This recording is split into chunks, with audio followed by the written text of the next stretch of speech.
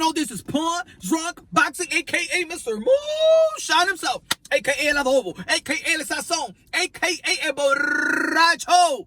Ladies and gentlemen, y'all already know this upcoming Saturday, April 17th, we got the undefeated WBO middleweight champion of the world, Demetrius Boo Boo Andrade versus Liam Williams. Ladies and gentlemen, do you remember the movie Major League Baseball? Part 2. Do you remember that scene? Well, I think it was Tanaka when he was like, "You don't have no marbles." Huh? Marbles? Huevos? Huh? You remember that scene?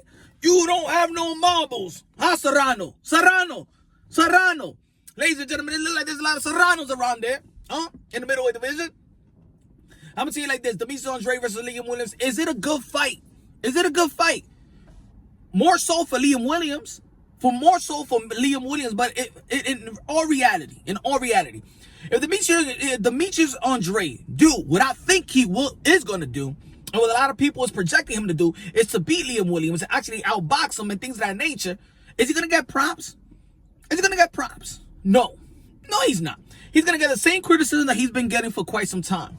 The only thing I don't like, and look, I understand a lot of people want to criticize his business decision, his resume, the level of opposites that he's been facing. That by now, at this point of his career, he should be top 5 pound for pound dude in the sport of boxing. In which, when he was coming into the professional level, that was the expectations.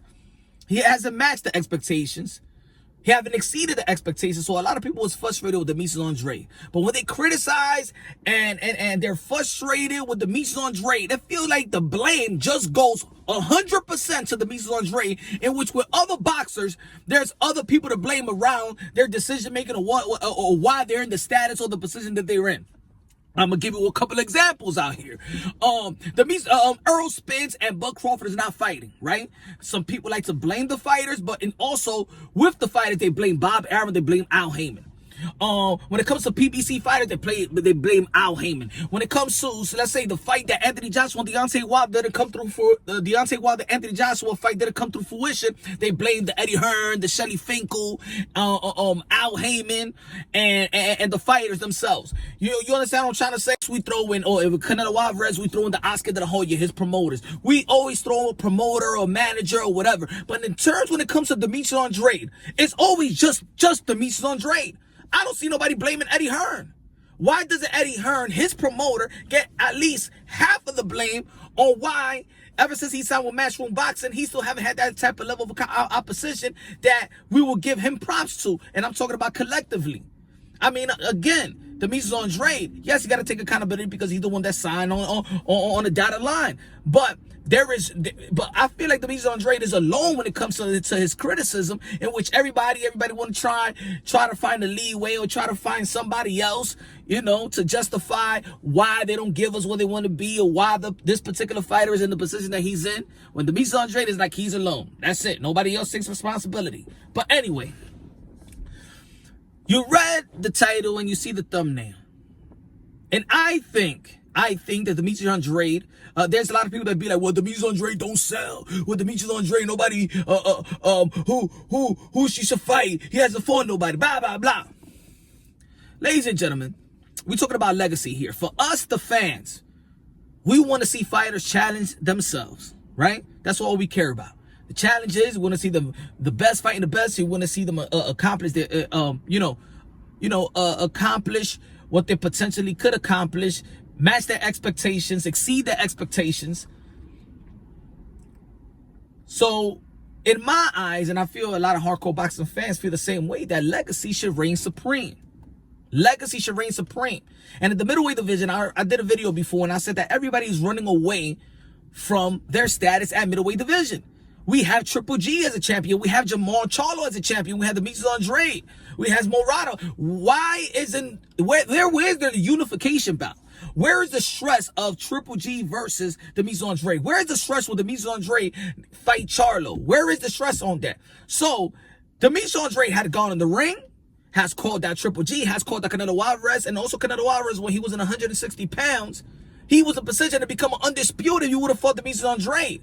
Now, am I going to put all the full responsibility on Canelo Alvarez? No, because also people put partially the responsibility on Golden Boy Promotions for filing the paperwork, the extension for the IBF pretty late. Thus, Canelo Alvarez getting stripped by the IBF.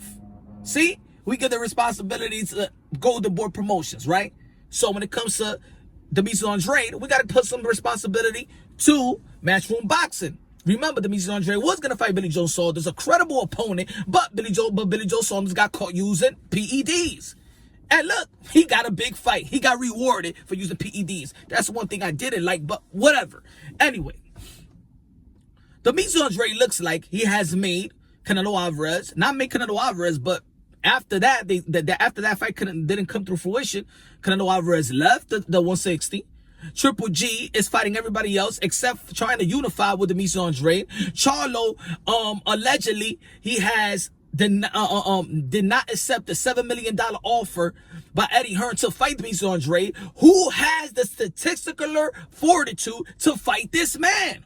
Who has the statistical fortitude to actually build their own legacy? Because if I was Jamar Charlo, I would want Demetrius Andrade. Not because not because just Demetrius Andrade. It's because he has something that I want. He has something that's going to elevate my legacy, and I need that title. I need that unification bout, or I'm going to go after Triple G. Triple G, if he's only there trying to fight Canelo Alvarez, you might never fight the trilogy. How about if you're going to stay in 160, if you happen you got the IBO and the IBF, How about you go out there and fight this guy? Fight the man. You know what I'm saying? Fight WBA, IBF, whatever you got, just fight and unify the titles with Demetrius Andrade. See, a lot of people want to say that they don't know Demetrius Andrade, but you know what? His contemporaries know who the hell is Boo Boo Andrade. And they know the southpaw. They know the 6'1". They know the amateur pedigree. They know the undefeated. They know that this guy in his class, and I'm gonna tell you like this, because that's one of my favorite class, the 07 to 08 class. I'm talking about Demetrius Andrade. I'm talking about Sean Porter, Usyk, Keith Thurman, Mikey Garcia, Bud Crawford, Charlo brothers. Who else? Danny Garcia. Yo, that class was Deontay Wilder, Gary Russell Jr. That class was official. Guess who was the man in that class? Demetrius Andrade. Guess who was the guy that was winning all the amateur,